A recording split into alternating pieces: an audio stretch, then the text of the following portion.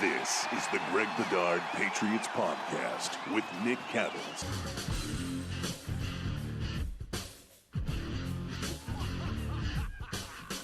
Greg Bedard Patriots Podcast. John Zannis filling in for Nick Cattles, who will be back next week. I guarantee you that.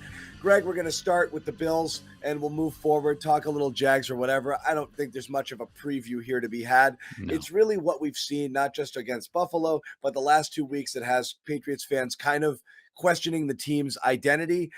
It's amazing. 2 weeks ago, we were booking tickets, for a Brady versus Belichick Super Bowl. And now everyone's like, okay, hey, it was a good season anyway. They'll be one and done in the playoffs if they get there. So it's amazing the roller coaster we've gone on, but I think everybody's freaked out over what we saw both from an effort and execution standpoint the last 2 weeks. Going down big to Indy early and then just basically doing nothing right against Buffalo early in that game as well. You've looked at the film, a zillion times by now. What struck you the most? Yeah. What struck you the most here and what jumped out? And again, to me, it's really more how they came out as much as, what they did during the game. Yeah. I mean, I think the most disturbing thing was just the collective lack of punchback in this game to start a game again. You could somewhat excuse the Colts game coming off a bye, even though the Colts are coming off a bye. But the first time the Patriots had really been in that sort of environment in almost basically 2 years. Like a guy like Kyle Duggar had never played in a place like that where it's partisan for the home team and indoors and the game's going away from you. You're falling behind 24-0. But at least they showed fight. They came back. They made it a game at the end. And you were like, okay, it's a one-off.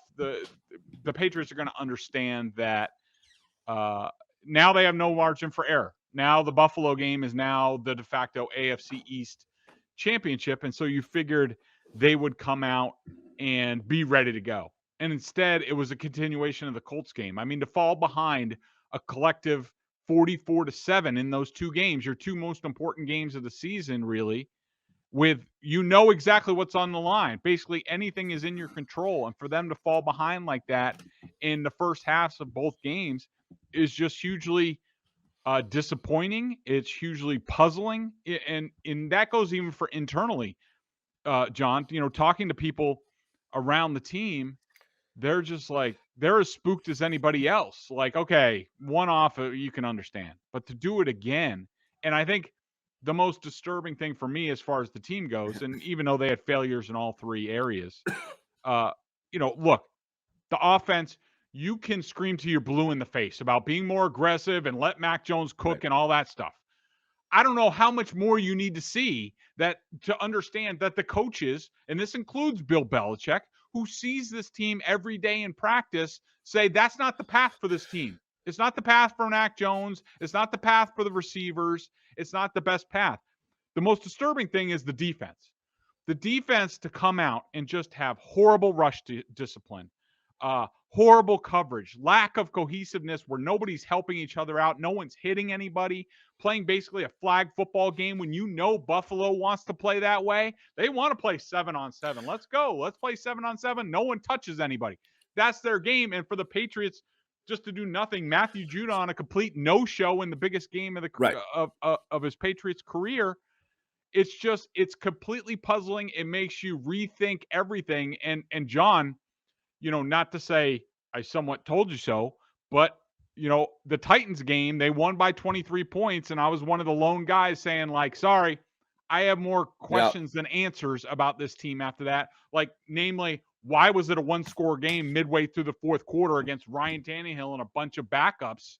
And everybody wanted to talk about how great Mac Jones was and how they won by 23 points. Now you know. Now you know why this team is in trouble right now.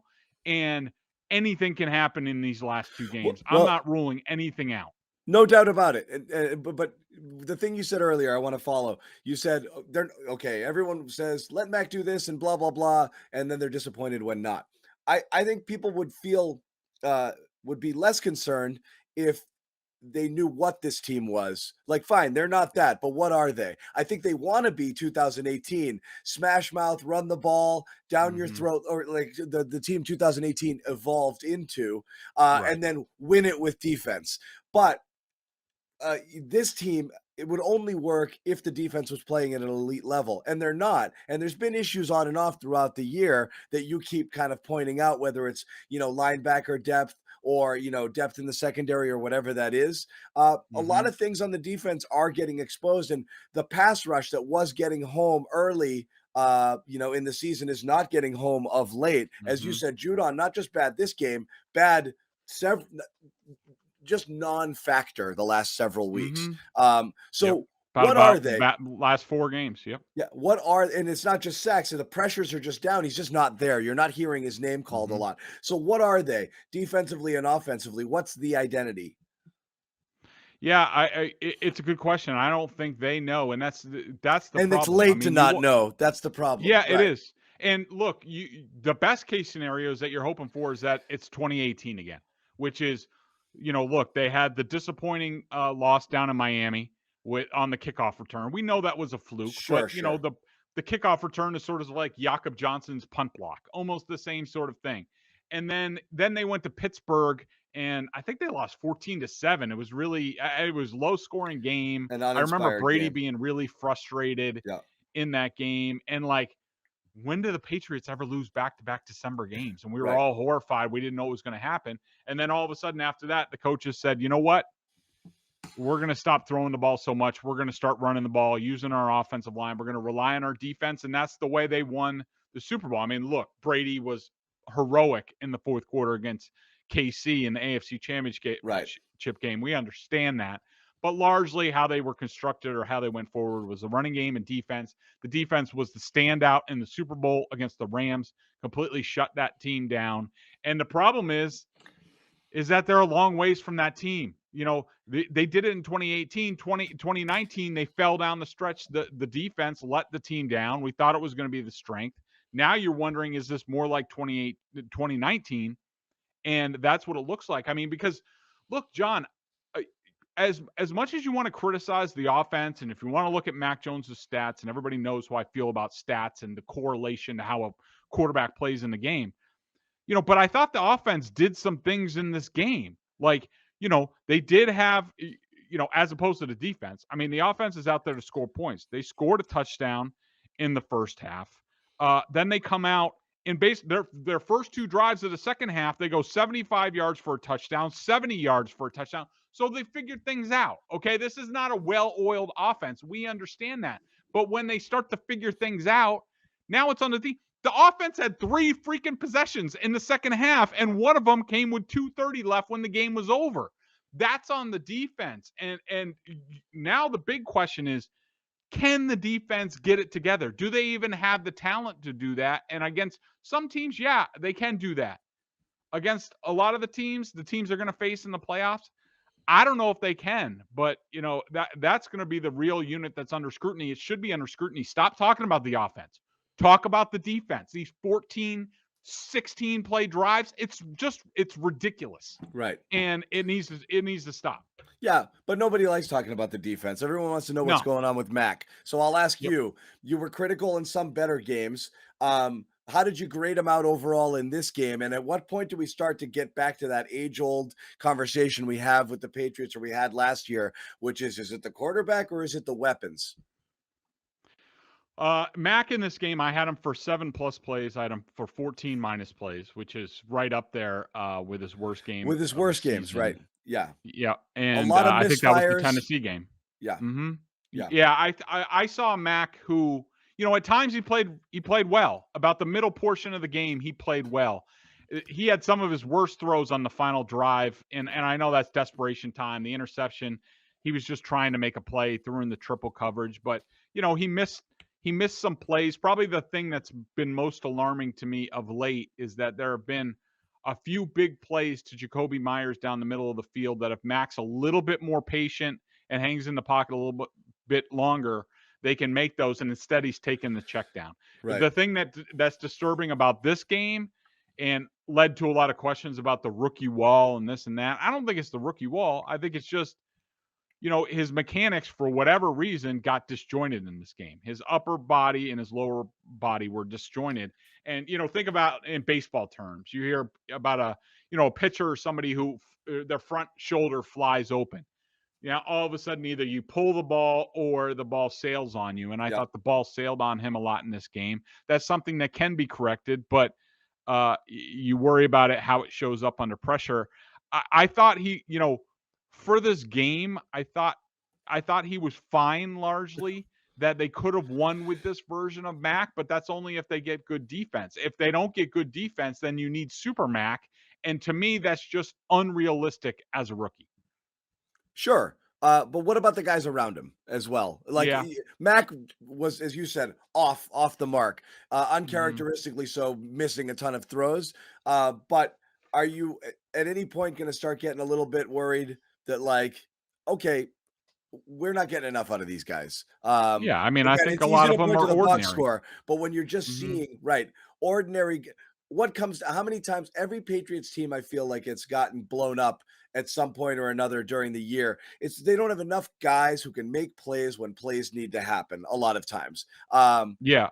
And I think a constant criticism of mine, and it continues and it will continue into the offseason, and you'll hear me talking about it leading up to the draft and free agency. They need a real deal slot receiver that can get open very quickly against any type of coverage on third down where Mac Jones is like, all right, I got that guy. And if you had that guy opposite Hunter Henry, now all of a sudden you're cooking with gas inside. Jacoby Myers, love him, but he's not a slot receiver. He's just, he's a number 3 or 4, a guy you throw in 3 or 4 wide receiver sets. That if attention is being divided sort of to another asset like a good slot receiver, then he pops over him for some plays. They're lucky to have had him the last couple of years because he's been relatively reliable, but they still need an upgrade. Both things can be true. Yeah. And I think, look, they weren't that talented to begin with. They missed Aguilar in this game.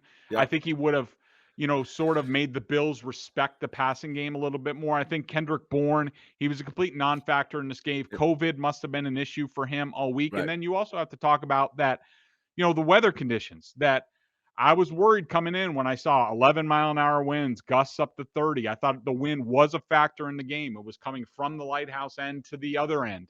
And the Patriots, I think I looked at it. I think Mac had 9 pass attempts going towards the lighthouse into the wind. I think he had like 21 going with the wind. So that just tells you it's a factor. And it was a split in, I know it got out of hand a little bit, in the fourth quarter. But in the first 2 quarters, it was like 4 and 9 in terms of attempts. So that tells you the coaches were cognizant of that. And I think when wind is an issue, then the outside receivers have a tougher time getting the ball, like, Kendrick Bourne. And I think the Bills paid a lot of attention to Hunter Henry. Jonnu Smith was a non-factor in the game. I don't think he factored in very much in general as far as running routes. But, to me, and then there's the whole running back thing. I mean, James White was a nice guy to have for a rookie quarterback who was over reliable. And I love Brandon Bolden and all, and he does make plays. But you need somebody who's going to make somebody miss, a lot of the times. And you just wish, like, put JJ Taylor in there. Like, let's just get a few looks. You can't bury the kid. So the Patriots are on both sides of the ball. They're not making us much. They're not making big plays, and they are very limited. And when that happens, I mean, the defense isn't getting that many sacks. They didn't have any sacks against Josh Allen. They didn't have an interception. They didn't have a turnover. They don't get that stuff. It's a very narrow path to victory for this team. Yeah. And again, it's not like you mentioned JJ Taylor, but you do have Belichick does run into this issue of reliability versus ability and which one he favors, and, loves his old reliable guy. So yeah, Bolden's in there, but he's not making guys miss. If he's got a tackler in front of him and the sticks are 2 yards ahead, he's going down most likely. So, I mean, it's that's one of the issues you have. We've talked about him a ton. We talked about what we didn't like already, but you've focused in on 3 things that really, worried you about this game. What are those? 3 things that worry me most. Number 1, the linebackers other than Van Noy in this game, all of them. I mean, Jamie Collins had a chance to make that 4th and 1 play. Him and J.C. Jackson, when Josh Allen got outside, and, I'm going to channel Sean McDermott here. Let's not give Josh Allen too much credit. I mean, let's also talk about how, that's a play they need to make. Jamie Collins got faked out by a quarterback. I don't care how athletic the guy Which is. guy do you want there rather than Yeah. Jamie Collins? Jamie Collins is exactly the guy you want in that situation, and he's got to make that play. Yeah, He's the best and maybe athlete they he's have not. there. Yeah. Yeah, maybe he's not that guy anymore, and that spells doom for the rest of the season. But I mean, I think a theme in this game was that Brian Daboll, the former Patriots assistant, he's the offensive coordinator up in Buffalo, knew exactly what the Patriots were going to do. It's a lot of the stuff that we talked about all season, which is I'm waiting for a team to come out and spread the Patriots out and take advantage of their lack of speed on defense and mix in some runs. And that's exactly what Buffalo did. They seem to, if they didn't have something readily available down the field, it was like, just check it down to the running back. The Hightower and Bentley can't get there. They're too slow. And then it was Collins, and then it was this person and that person, and they could not match up at all. And they're gonna, in a rematch, they're gonna have to make serious changes there. Play a lot of defensive backs because they can't play the linebackers again. Number two that worried me, the pressure on QB. With apologies to other Patriots writers out there, including Evan Lazar from CLNS, who we've had on the podcast. He's written for BSJ before.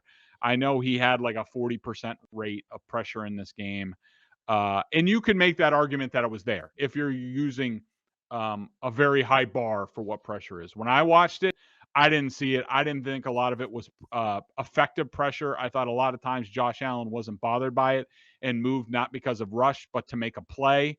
And because the Patriots gave him about 10 yards to run and make a play and do whatever he wanted. So I only had the pressure rate at 21%. And that is not good enough. I don't care what quarterback you're playing in this league. You do that, you're going to get ripped. And then we talked about it before, max mechanics. That was the first time this year where I was like, okay, the rookie's going through something right now. And it's, it's a throwing funk to me. I don't think it's a rookie wall. It's a throwing funk. And he's got to get that changed. And I do think the weather has factored into that. I think that he's, been like, all right, well, I need to put a little bit more into it because of the wind or what have you. And I think it's gotten him disjointed. He's not used to it growing up in Jacksonville, playing at Alabama. He's not used to having all of a sudden gear up. So that's something he's going to have to adjust to. And the things I'm confident in after the Bills game, a little bit of a shorter list, but the Patriots will not play like that against the Bills, John. I think that, and this is not to sound like a Patriots honk. Everybody knows that I'm not, but not to sound like, yeah, this is totally according to Belichick's plan. That I think the weather set them up for failure in this game, but could set them up for success if they meet again, because they were going to get this ass whooping at some point by the Bills. The Bills have probably sat on this game plan since the offseason, had it ready since midseason.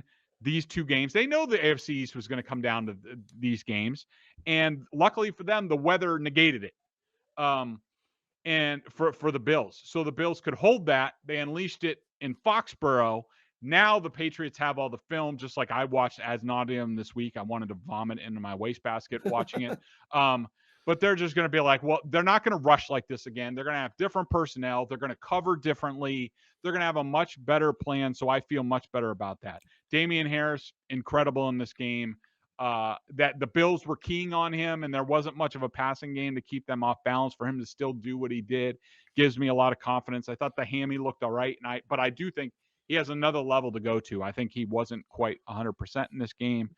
And, look, I'm confident that, the veteran leadership is going to snap this locker room into place. But my only question, and I think it's a big question looming over this team in the last two games in terms of how they finish, is with all the new additions this offseason, from a lot of draft picks who play, a lot of free agents, guys who haven't been here, who aren't real true Patriots yet, who's the dominant voice in there?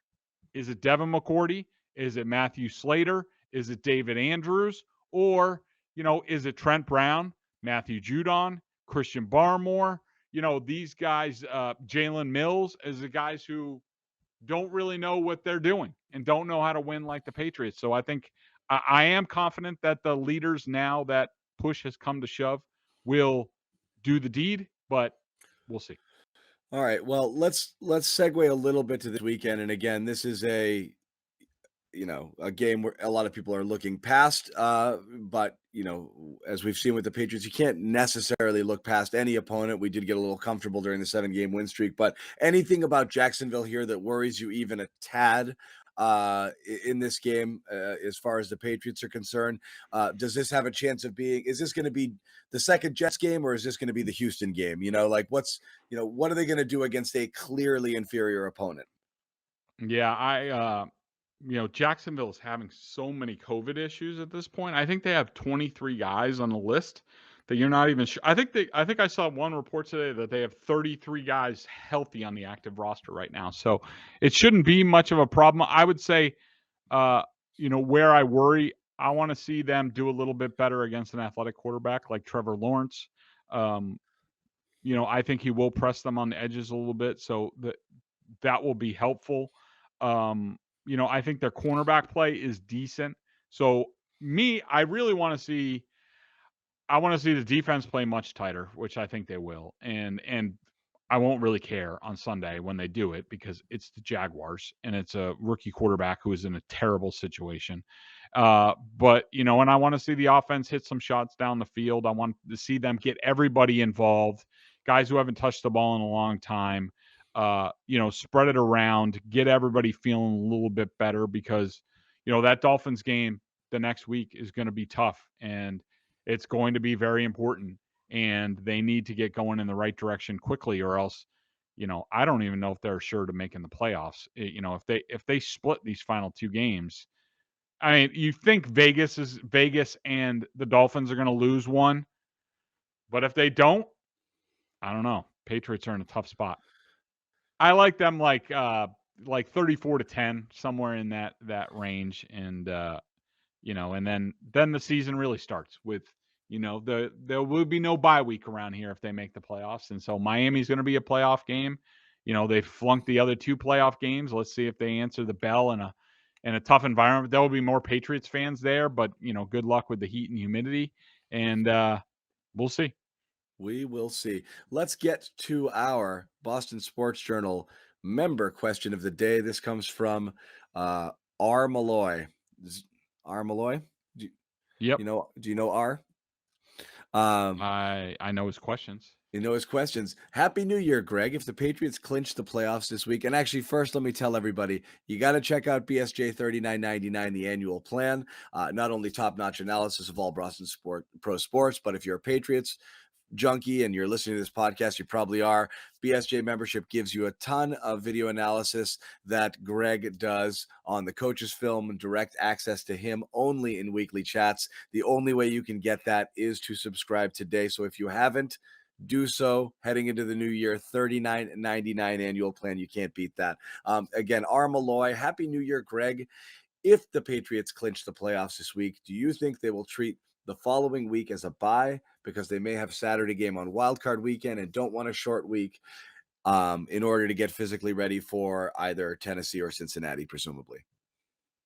First of all, I don't think they're gonna will they treat next week as a bye week. So that would mean the Miami game? Will they just rest everybody for Miami if they make the playoffs this week? Hell no. This team is not good enough to no.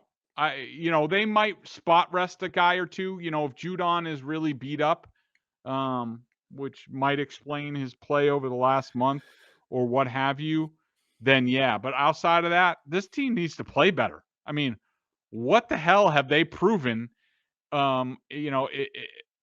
Even against Jacksonville, what have they proven? What have they earned in terms of time off? It's only spot rest for anybody who really needs to get healthy. Other than that, screw that. This team needs to play. They need to play as much as possible. They need to play well to get going on, any type of role going into the playoffs. So no. That would be a big no.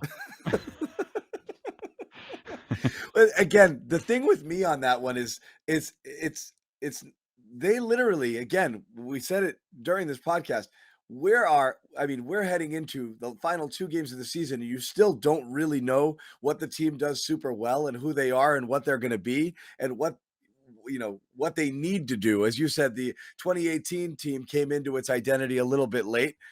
Best case scenario, that's what it is. But again, right, you got to look at this weekend at the very least as a let's get right. Let's really fine tune some things here. Put a whoop into Jacksonville and go out and be competitive against Miami headed into the playoffs, because whoever they play at this point, it's probably going to be on the road and it's probably going to be challenging. That's it for the Greg Bedard. Greg, any final thoughts before we wrap?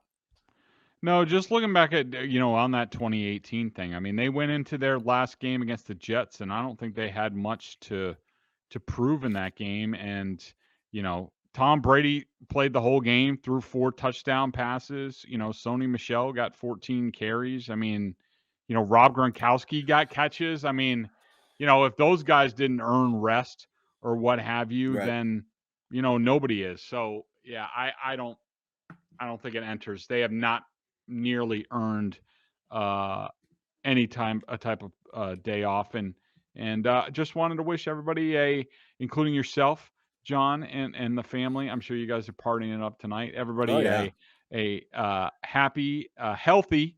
Everybody stay healthy and help us endure this little thing that we're going through again, and so that we can have lots of sports very soon, uninterrupted.